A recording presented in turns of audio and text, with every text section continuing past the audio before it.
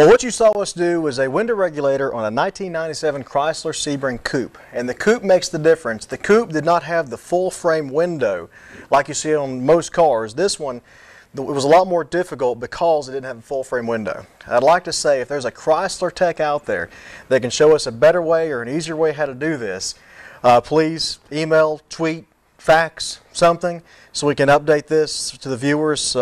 Because there's definitely got to be a better way to do this than the way I did it. I apologize to everyone. It was crude. We got it done, but there has to be a more efficient, better way to do it. Yeah, and those guys that work for Chrysler that's on the line every day that's doing this, probably have a better procedure. And definitely let us know, and we'll update the video. We'll put it in the comments.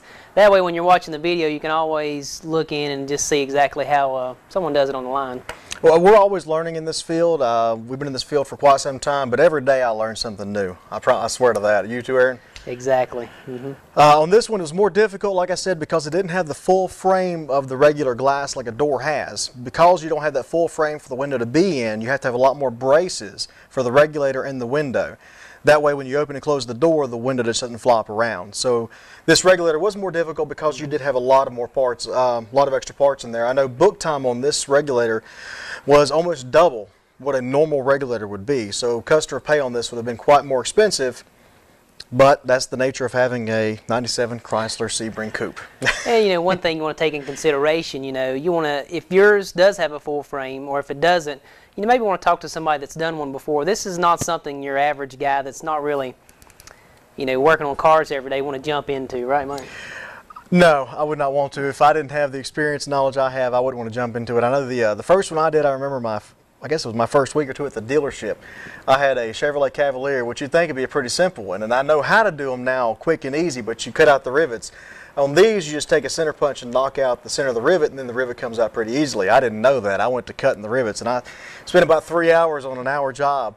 But you learn by trial and error, right? Exactly. There are some different regulators out there. You have the design with the gear and motor, which is, most of your designs up into the mid and late 90s. Then you have the new style, which is a cable and pulley system. You ever worked on those?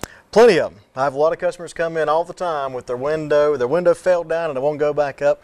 The only way to fix it at that point is a new window regulator because the cables break and you can't do anything about them. You can't even roll them up. You can't get them to stay up. You have to replace them because the cable breaks and it drops the window. And that's bad because if it's raining or cold, it's going to be a bad day all the way around. It's going to be a very bad day. That or if it drops in the Hardee's drive-thru and you can't get it back up.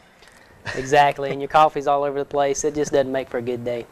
Not at all. Well, we thank you for tuning in to Auto eClinic today. Thank you for watching. Check us out on YouTube. Subscribe to our YouTube channel. Look us up on Facebook. Like our page. Check us out on Twitter. That way you can keep up with all the updates, the pictures and things that we do daily and put on there. Absolutely. Also, would like to take a moment to thank some sponsors. We have Tim's Towing. They take care of all of our towing needs. Thanks, Tim's. And Norris Auto Clinic. They provide us the facility and the place to do this and the tools, and we'd like to thank them. Without them, this would not be possible. Exactly. And remember, if you're going to ride a camel, ride between the humps. That's all I'm saying.